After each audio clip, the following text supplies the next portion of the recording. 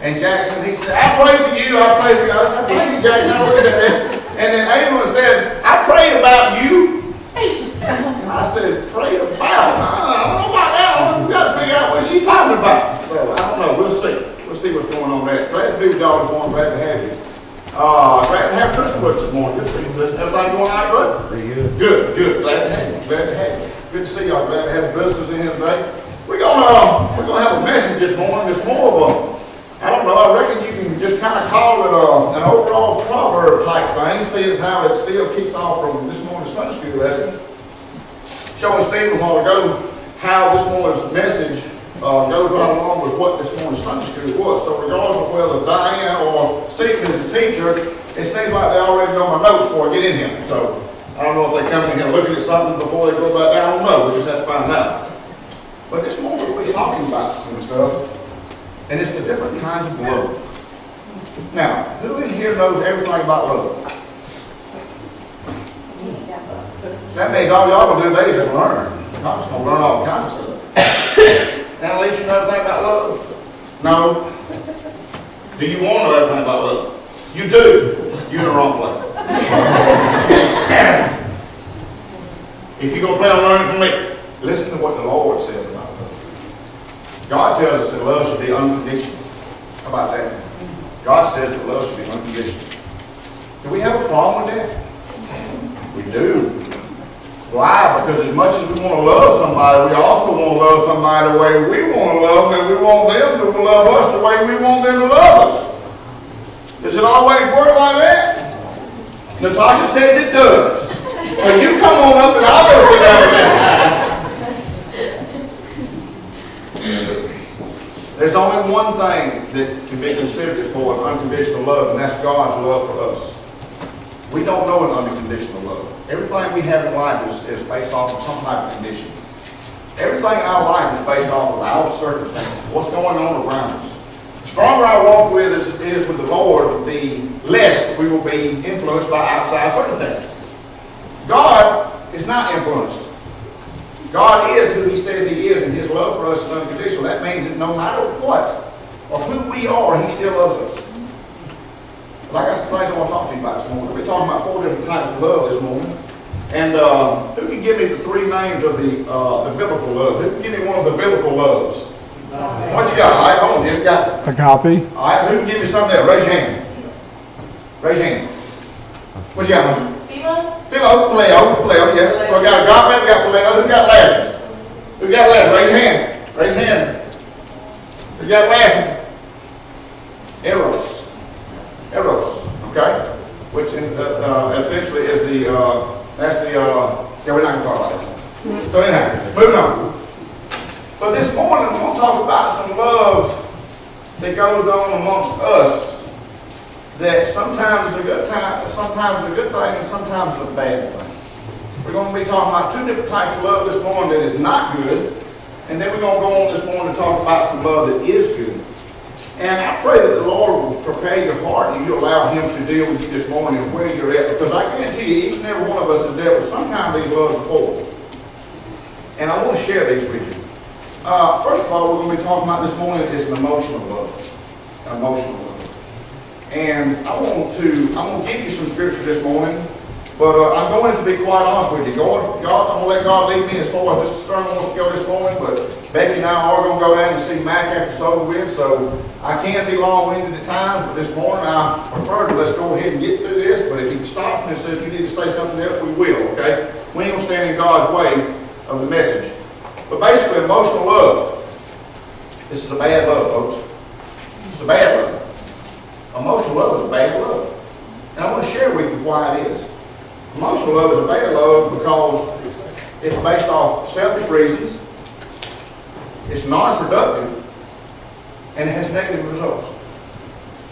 It's selfish, it's non-productive, and it produces negative results.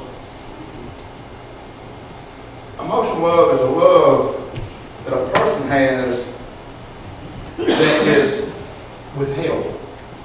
And what I mean by that is if somebody loves something, they don't want anything else other than what they want out of that love. It's nothing for anybody else. It's just for them. Just for them. 2 times in Scripture we're going to talk about this kind of love this morning. One of these, I'm sure a lot of y'all know about, is that heat. Come on. Good brother of life. First time we're going to talk about an emotional love this morning. Anybody ever heard about a certain person walking around on a rooftop and seeing somebody bathing? Yeah, that's exactly right. We're going to talk about David this morning for a few minutes. We're going to talk about King David. We're going to talk about King David. King David was the 3rd king of Israel. And we're going to talk about something that King David saw one day. King David was walking around on the roof. And he looked across the way, and down inside the bathtub on the other side of the street or wherever it was a very beautiful woman. And he saw her bathing. And at this point in life, David's emotions ran away. Has anybody ever had that kind of emotion towards somebody? Other than my wife, she's in another room. Anybody? No? Nobody's ever had that kind of emotional love? Where you saw somebody just like, oh my God, help him! Kimber? No? No? Marcia? Oh, she got a little nod. You got a little nod on that. That's good.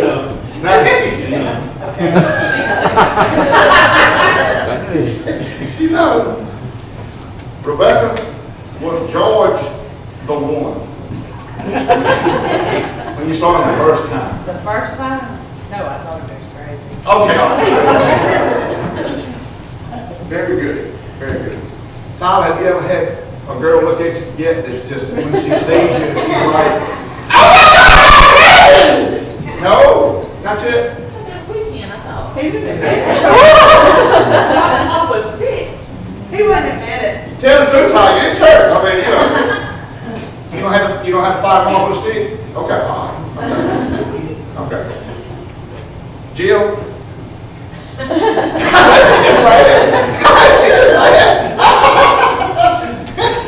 Did you like it better with the mustache or without the mustache? Tell the truth. I like it better without. You like it better without? Okay. I told I was going all back because she said I look like you.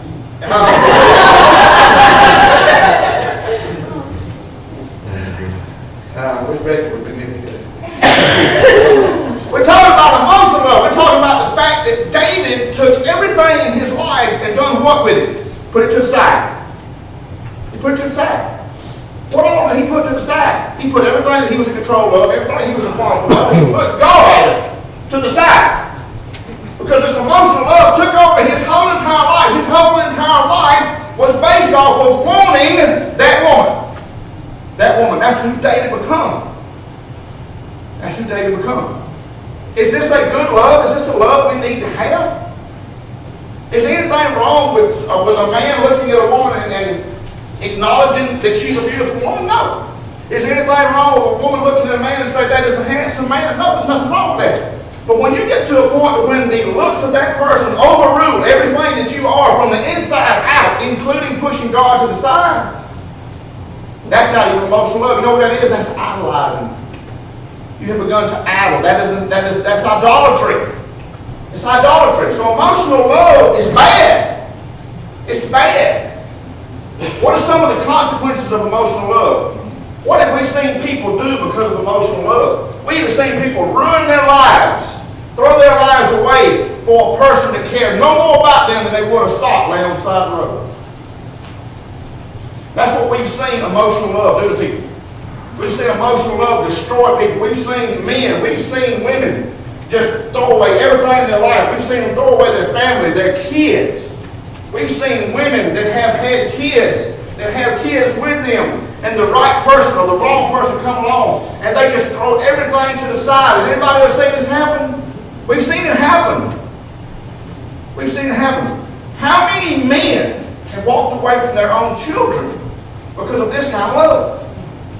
This love destroys. Emotional love destroys because it puts everything in that person's life right on the front burner and nothing else exists other than what that person wants. David saw a beautiful woman and that's all that he wanted. And he pushed God to the side. That's not the only time this happens in Scripture. I want to share a story with you. And it's a lot of you, this story a lot of you may not know. Turn with me, if you will, please, to the book of 2 Samuel 13 and 15. 2 Samuel 13 and 15. I'm not going to stay on each one of these stories very long because I'm going to go through. 2 Samuel 13 and 15.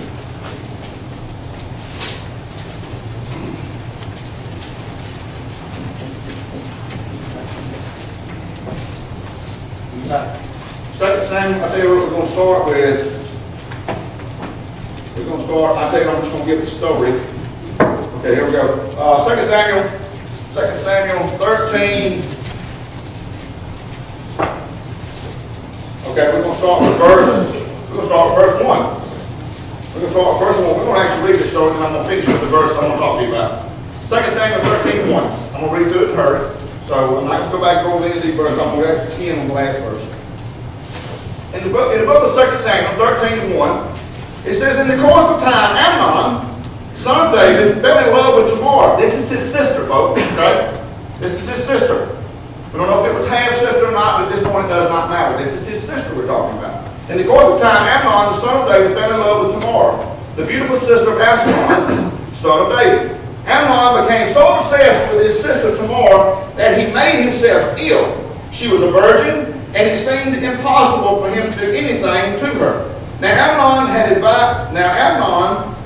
an advisor named Jonadab, son of Shemaiah, David's brother. Jonadab was a very shrewd man. He asked Amnon, why do you, the king's son, look so haggard morning after morning? Won't you tell me? Amnon said to him, I'm in love with Tamar, my brother's Absalom's sister. Go to bed and pretend to be ill, Jonadab said. When your father comes to see you, say to him, I would like my sister Tamar to come and give me something to eat. Let her prepare the food in my sight so I may watch her and then eat it from her hand. So Amnon lay down and pretended to be ill. When the king came to see him, Amnon said to him, I would like my sister Tamar to come and make some special bread in my sight so I may eat of her hand. David sent word to Tamar at the palace. Go to the house of your brother Amnon and prepare some food for him. So Tamar went to the house of her brother Amnon, who was lying down. She took some dough, kneaded it, made the bread in his sight and baked it. Then she took the pan and served him the bread, but he refused to eat. Send everyone out of here, Amnon said. So everyone left him. Then Amnon said to Tamar, bring the food here into my bedroom so that I may eat from your hand. And Tamar took the bread she had prepared and brought it to her brother Amnon in his bedroom. But when she took it to him to eat, he grabbed her and said, come to bed with me, my sister. No, my brother, she said to him, don't force me. Such a thing would not be done in Israel. Don't do this wicked thing. What about me? Where could I get rid of my disgrace? And what about you? You would be like one of the wicked fools in Israel. Please speak to the king, or he will not keep me from being married to you. But he refused to listen to her. And since he was stronger than her, he raped her. Then Amnon hated her with intense hatred. In fact, he hated her more than he had loved her. Amnon said, get up and get out. This is a very, very hard story. There's so many wrongs going on here that there's nothing right to it. But what I want to clarify something that is so important that we realize this. And kids, this is for y'all. This is from anybody that's never had a boyfriend, girlfriend, on up to somebody that's been married for 40 years. It doesn't matter. Listen to what I'm fixing to tell you. Then Amnon hated her after he had raped her. After he had his way with her.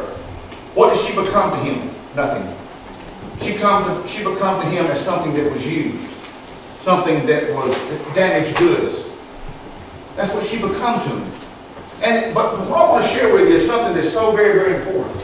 It says, then Amnon hated her with intense hatred. And then it says, in fact, he hated her more than he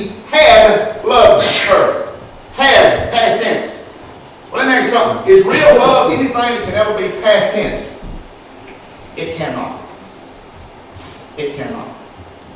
Real love is something that can be past tense. Amnon said to her, get up and get out. Folks, emotional love is a destroying love.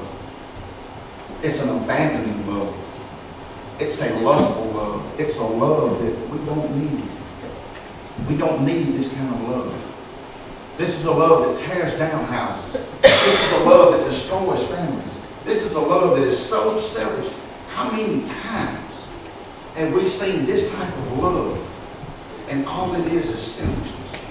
How many times have we seen people these people that idolize these movie stars and stuff, that do these ridiculous things, and then some of them even go off so far as to commit suicide? If they can't have what they want, their life is meaningless to them, and they just take it. We don't need that kind of love. And you think to yourself, well, I don't know fall victim to that. Be careful what you say. Be careful what you say because it matters. Be careful what you say. Allow God to deal with you in these times. Okay? The second kind of love I want to talk about, and this is really, really cool. This is a story, and parents, this is where it just gets so deep with parents right now. The second type of love I'm talking about is obligational love.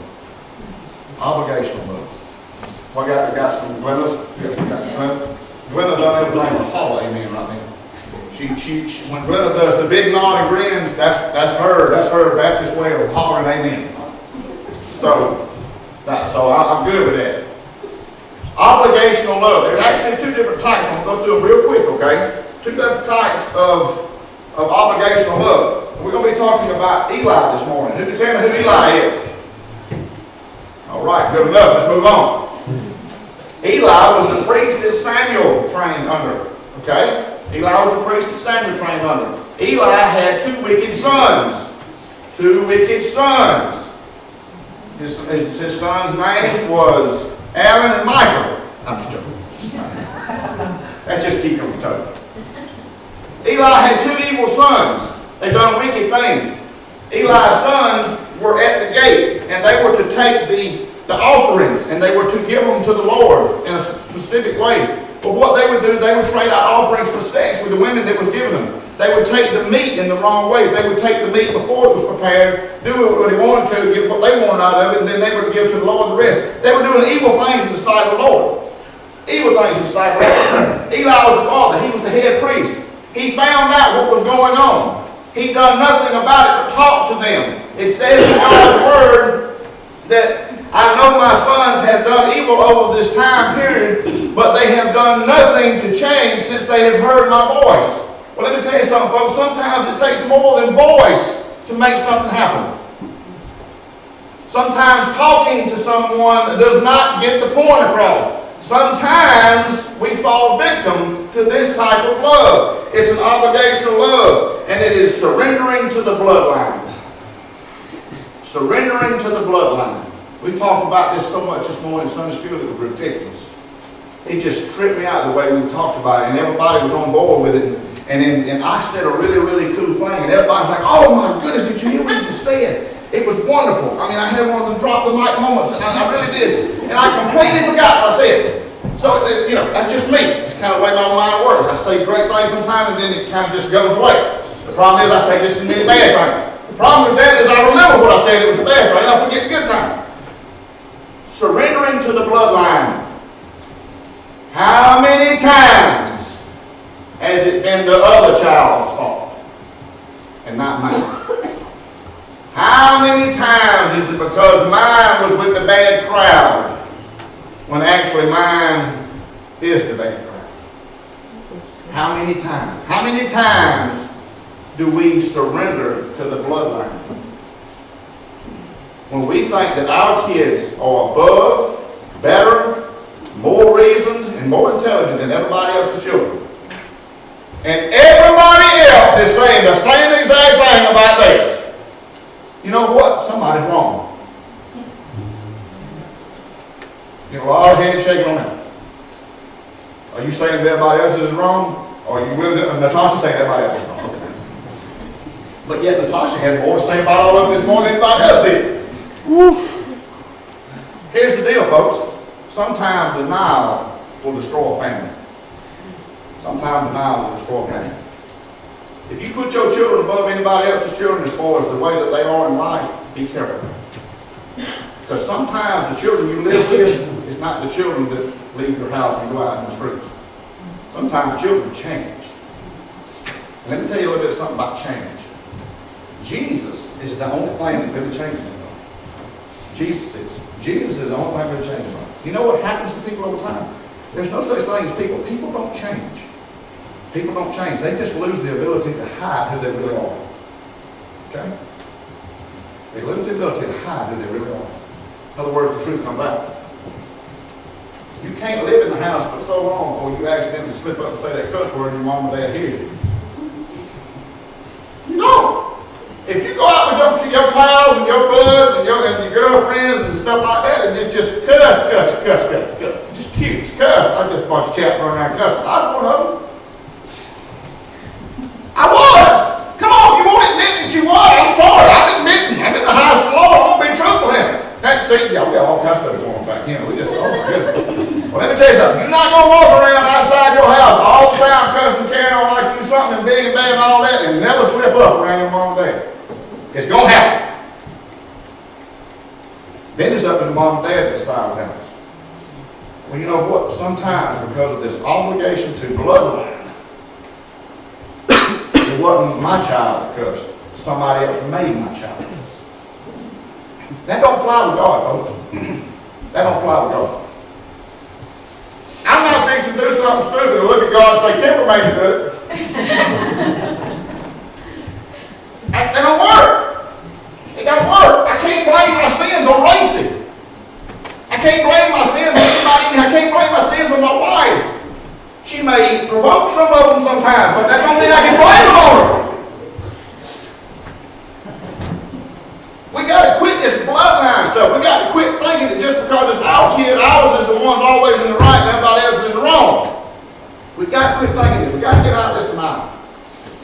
And the funny thing about it is people sitting in the church right now thinking, oh, I'm glad my kid's not like that. And then you got 75% of the church thinking about one person, that person thinking about the other 75%. That's the way life is. That's the way life is. I used to work with a guy this song years ago. I used to work with this guy. It was so crazy. This guy didn't like nobody. But the point is, nobody liked him. And he couldn't see it. But it's true. It's true. The other half of obligational love is a dutiful love. A dutiful love. I want to tell you a little story about a man and a woman. There was this man and woman that were married. This woman found out after she got married to this man that this man was ruling, strict, stern, selfish. He was OCD to the point of everything had to be exactly perfect. Did anybody see the movie years ago with Julia Roberts? What was the movie? What was it, Tara? Against the enemy. Sleeping with the enemy. Sleeping with the enemy. Sleeping with the enemy or something. Yeah, sleeping with the enemy. She had to make sure in that house everything was perfect. The little towels that hung in the bathroom had to be perfect and they had to be lined up across the bottom. Well, this man and woman got married and she realized that she had married this type of man. This man was so OCD, and I'm not talking about the movie anymore, I'm talking about his husband and wife.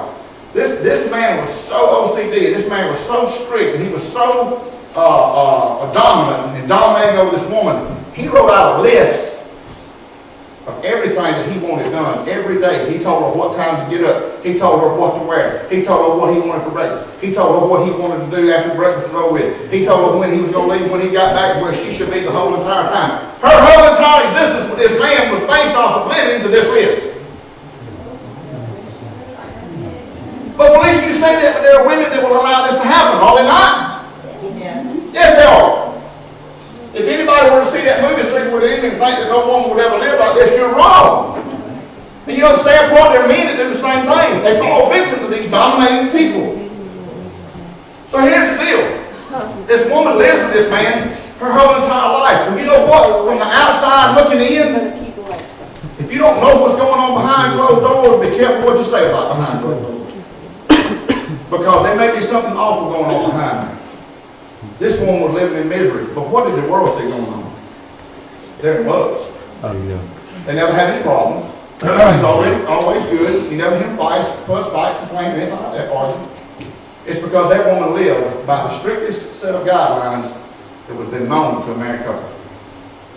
This is the way this woman lived. Perry just tapped Marsh on the shoulder. So don't tell me Perry's got the list. And then this happened. And then the man died of a massive heart attack. Died of a massive heart attack. Now, how many women in here are thinking right now, he deserved to die of a massive heart attack? There you go, put yourself in the judgment seat again. There you go, there you go. Don't do that. But this is what happened. The man died of a massive heart attack. Not long after the man died, she met someone. She started dating this person. She fell in love with this person. He fell in love with her. They got married. And several years down the road, she was cleaning out a bunch of old furniture, and what did she find? The list. She took that list out and she looked at it. And she started going down that list. And she realized that now in her life, she'd done everything on that list. But she'd done it for him because she loved him, instead of doing it for him because she was obligated to him. And it wasn't like she was living in prison anymore. She'd done all these things. That was the life she had. And that's the life she wanted. And that's the life she loved. It wasn't because he's laid down the law. She just wanted to serve him. She wanted to be that kind of wife.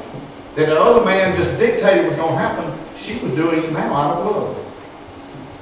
Obligational love, folks, is the wrong kind of love. If you're in something because you only feel obligated, if your walk with God, if your walk every day with Jesus is just an obligation, I'm sorry, but you don't have much of a walk. It's sad, it's a miserable existence to love Jesus out of obligation. And some people, some Christians, a lot of people in church think that that's the way their relationship is. Or they have that type of relationship. That's sad, folks.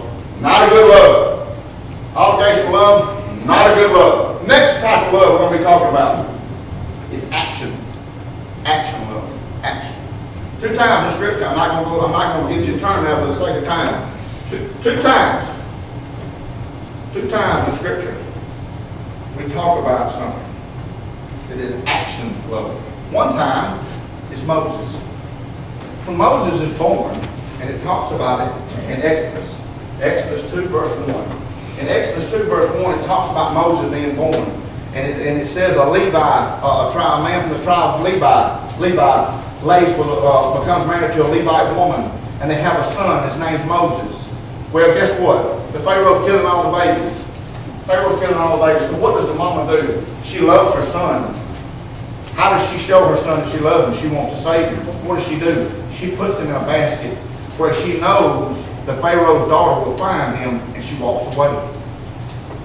That's action. That's love in action.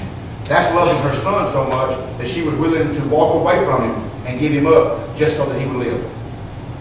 Just so that he would live. That's love. That's love in action. But the second time I want to talk to you about, now moms, this is more close to y'all's heart. I know it is. I know some of you wish you could put your child in a basket sometimes. Casey has been got so bad now that at the daycare, if one of them goes on break, they take him with them. They never know what's going to happen when they get back. Here's one that's a little bit more close to the heart. In the book of 1 Kings 3:16, it talks about Solomon sitting at the throne. And it talks about 2 prostitutes. And they come to Solomon, and the 2 prostitutes are arguing with one another. The two prostitutes live together. And they stay in the same place. They stay in the same apartment. Both of them had children at the same time. Both of them had kids.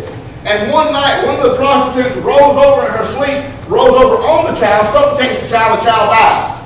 She rolls back off of him, and she realizes, and she looks down, she realizes he's dead. What does she do? She takes her child, walks over, puts her child where the other child's laying, takes that child, gets up and comes and lays back down. The next morning, the woman wakes up, realizes the child is dead. But she said, wait a minute, there's a dead child next to me, but it's not my child.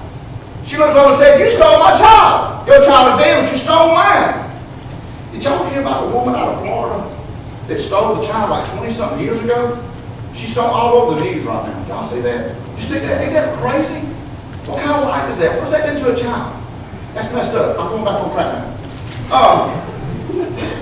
So she says, that's my child. She says, oh no, this is my child. I'm sorry, yours is dead. You know, so be it. She said, no, we're going to take this to the king. That's my child. So they bring the two women, the two prostitutes to Solomon.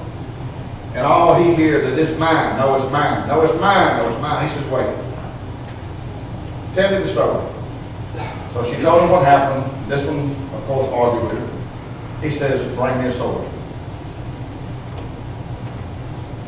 Bring me a sword. So he goes. His servant brings him the sword. He says, I will cut the child in half down the middle, and each of you will have a half. The woman standing there and says, no, my king. Please do not cut this child in half. Just give it to the other person. And the other woman says, just cut it in half. I don't care. Solomon says, give it to the first woman, for I know it's her child, because she don't want to see her child die. The other one didn't care because it wasn't hers to begin with. That's love in action. That's a mama willing to give up her child because she loves that child so much. The funny thing about it is God was willing to give up his son because he loved us that much. There's an unconditional. There's an unconditional. The last love, and folks, I'm sorry, but this is the last love we're going to talk about this morning. It's the love we need the most in this world today, and that's tough love. We need tough love. Society, as we know it, is getting so far away from tough love that we're losing it. Government is abandoning the thought of it, and it's even come down to a judicial system now that stops it from being applied sometimes. I don't know about y'all, but I had a coach at Gibson where I went to school at that was notorious for being able to hurt you with one swift whoop from power. Just one. One. I don't know if you play golf or not. You know, golf is all in the wrist. He had that wrist time just right. When he come up, he put that little wrist in it, and he was going to light you up. And you know what? You didn't do again what you done to make that happen. Coach Carroll, never forget, a big man. He hit you with a paddle, something changed. And you know what? I respect him for that today. Because he brought down that type of discipline. I know a lot of y'all say y'all got y'all lane cars and ball rears and paddles. Don't even have George. He retired a paddle on every class. There you go. I had a teacher, Miss Isabel Wheeler, in the 3rd grade at Warren Elementary School, break a bobo paddle over my behind. And I know it was me because I was the one standing there. I heard the leg, felt the pain, and saw the other half going down the hall. That is a true story. That is not made up. She went out. You remember, everybody remember the weekly readers? All right, we got a lot of people. Y'all had that blood interstate. That's good. Well, me and 2 friends of mine decided we were going to sword fight with the weekly readers when everybody else went to the bathrooms. So our whole kid lived back there.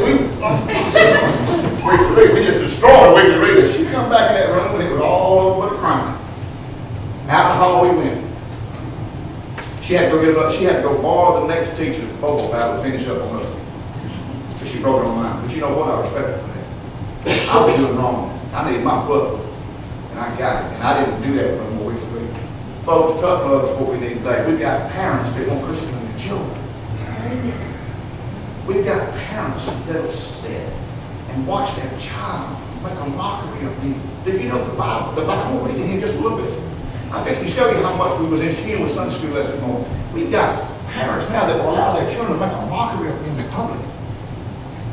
We've got parents right now that will allow their children to make such a spectacle of themselves in a Walmart, around Kmart, or I don't want nobody to go to Target, right? Okay. Nobody goes on. So not Target. They make spectacles. It's like, you know what kills me? You know what I hate to hear? I hate to hear a whining youngin', but you know what I hate to hear worse than that? A whining parent. Come on, Bobby. Don't do that. Come on. No, Bobby, don't do that. Bobby, don't do that. Come on, Bobby. No. Bobby fixing me this high in the air. And Bobby fixing go down to the middle of the store, and he's going to be hollering bloody murder, I'm going to be wearing Bobby out. My point is, if he shows up in front of somebody in the store, that's where I'm going to show him that he's showing out. Is in front of that store. Come on, we're going to the bathroom. I ain't got time for that. I go to the bathroom when I need to go to the bathroom. I don't need to go to the bathroom to keep somebody from seeing me wag your behind out. We don't, folks, the discipline is gone. There's so little discipline anymore. We have to have tough love. If we don't have tough love, these kids will run all over us. They're already doing it. They're already doing it. There's people, there's children divorcing their parents, man. You ever heard about that? They're ridiculous. That's the stupidest thing I ever heard in my life. What judge would any kind of sense? You know what? That judge is not getting disciplined when he was brought up. It goes that far back. This is what God's word says. Well, first of all, before we get to the book of Proverbs, I want you to turn to look at one verse. I'm going to read some verses from Proverbs and we'll through. Turn to the book of Luke. Book of Luke. You got to read this. You got to see it because this is so powerful. And parents, this is going to help you. This is going to help you so much. The book of Luke, chapter 15. The book of Luke, chapter 15. The book of Luke, chapter 15.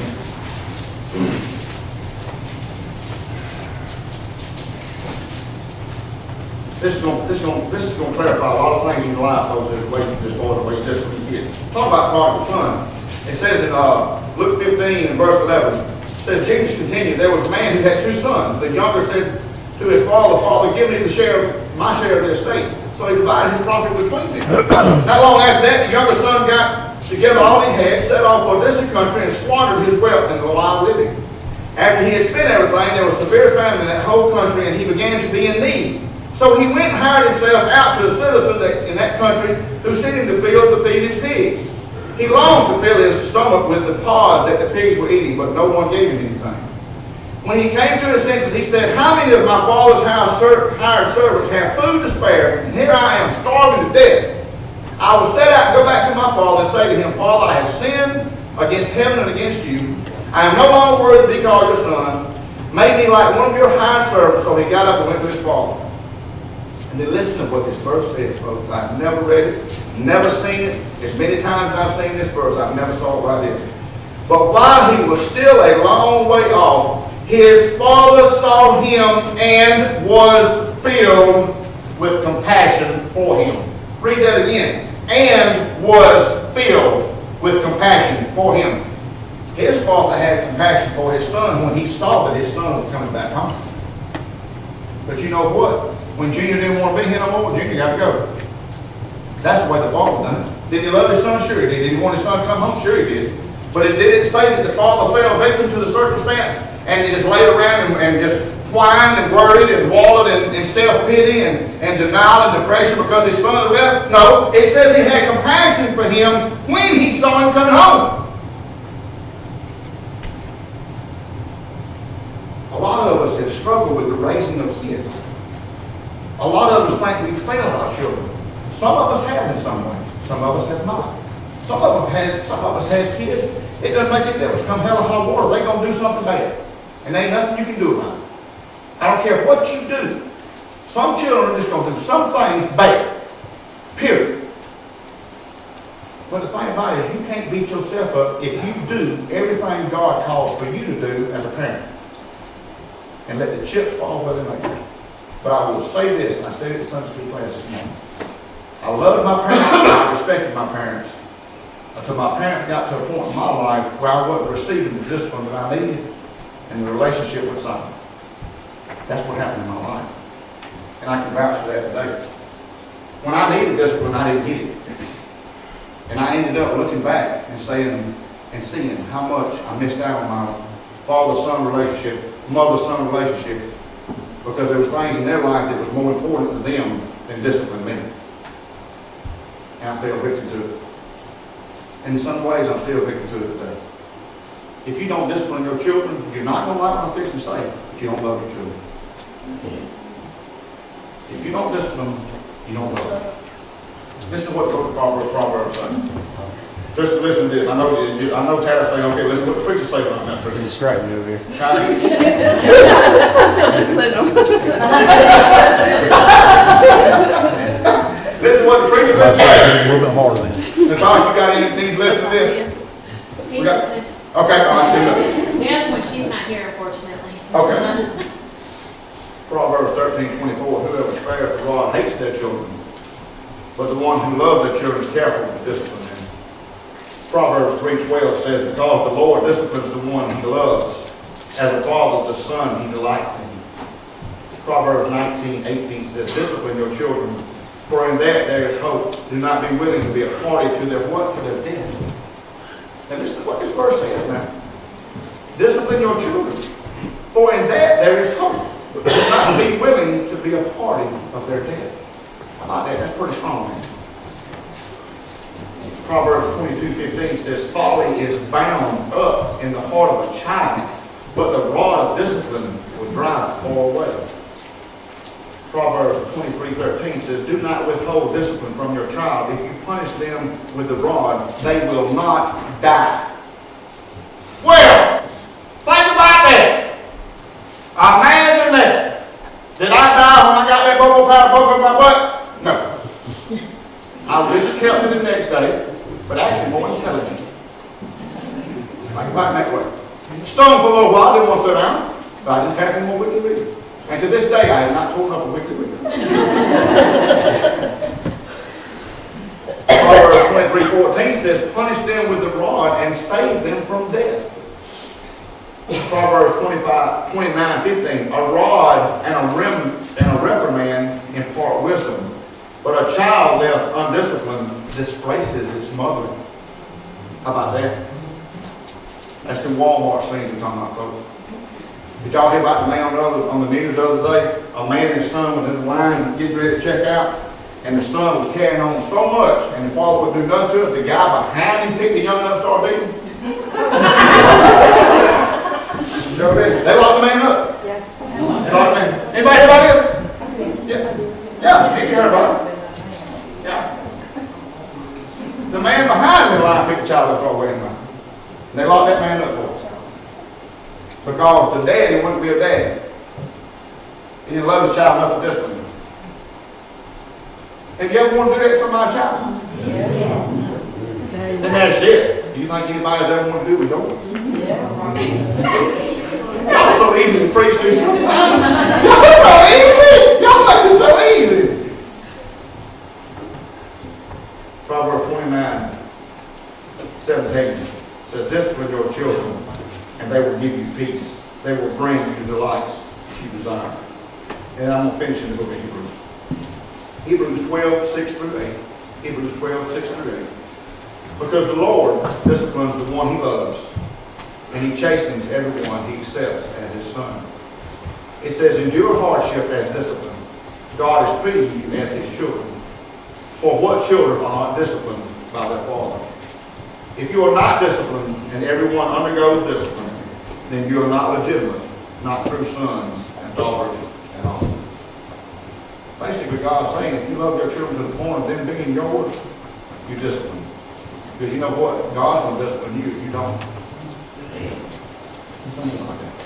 So folks, we got four types of love. We got emotional, that's not good. We got obligation, that's not good. We got action love. And we've got tough love. This world needs love and action. We need love as a bird. We don't need love as a man. We need love as a bird. Hope comes in two forms, a bird and a man. Love does the same thing. We need to show love, and we need to do love. And we need to act on tough love. Because your Father in heaven will do the same to you. And the problem that I see with all this is if you sit here today and you say to yourself, well, I ain't really been bothered by none of this stuff. This message ain't really for me. You know, at some point in time, I hate to kind of tell you this, but you know that may mean that you don't have the Holy Spirit of God in you to begin with. If messages like this don't touch your heart, and you can't see your Father working through someone to tell you these things, you need to question, do you know him at all? He has unconditional love for you. You're going to mess it up. I've messed it up. But he has unconditional love for you. So much that when Moses' mother gave her son away, he allowed his to die because he loves you so much. Do you know him today through his unconditional love, or are you obligated to walk just because the preacher tells you you need to walk a certain way? Where are you at today? Let us pray. Father, we come to you now.